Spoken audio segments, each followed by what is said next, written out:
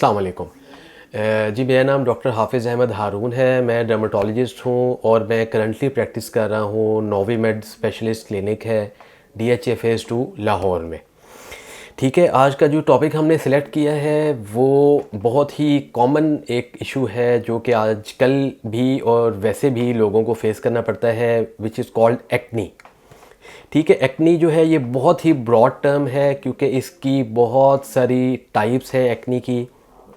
बहुत सारे जो कॉमन पीपल हैं उनका ये कॉन्सेप्ट होता है कि जैसे ही बच्चे की प्यूबर्टी स्टार्ट होती है, मतलब 13 to 14 ईयर्स में जब मेल या फीमेल वो पहुंचते हैं तो उसके बाद एक्नी स्टार्ट हो जाती है। ऐसा ही देखा भी गया है पाकिस्तान में।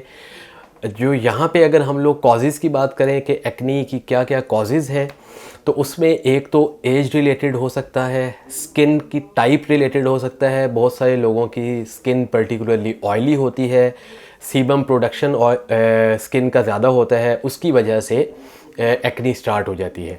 ठीक है, एक्नी लेकिन ऐसा है कि एक्नी के लिए हम लोग एक सेंटेंस यूज़ करते हैं कि नो एरिया ऑफ बॉडी और no age is immune to acne. ठीक है, किसी भी एज में ये एक्नी हो सकती है, बॉडी के किसी भी एरिया पे हो सकती है, पर्टिकुलरली फेस के अलावा भी जो एरियाज़ हैं बॉडी के, जैसे बैक है, शोल्डर्स हैं, वो भी इन्वॉल्व इसमें हो सकते हैं इजीली।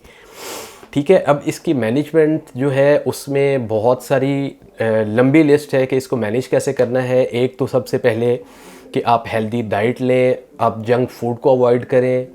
ठीक है, उसके अलावा आप डेली एक्सरसाइज करें या वॉक करें या जिम करें।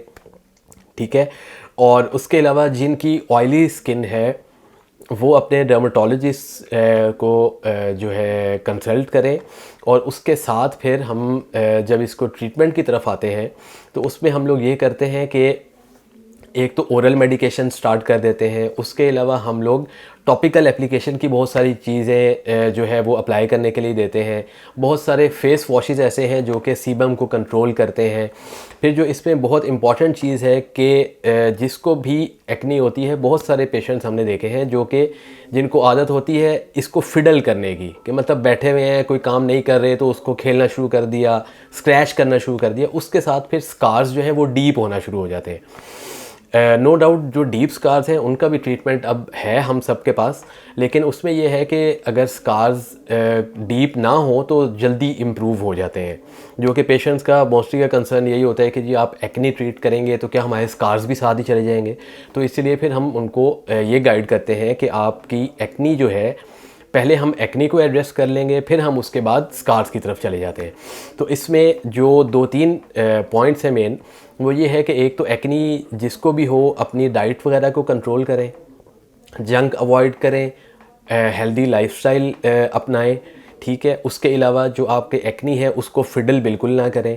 और जो मेन इम्पॉर्टेंट चीज़ है कि ऑनलाइन किसी से पूछे बग़ैर, किसी डॉक्टर को कंसल्ट किए बग़ैर, आजकल ये बहुत ट्रेंड है कि ऑनलाइन किसी भी पेज से या किसी भी अकाउंट से कोई चीज़ आप लोग डिलीवर करवा के तो उसको यूज़ करना शुरू कर देते हैं।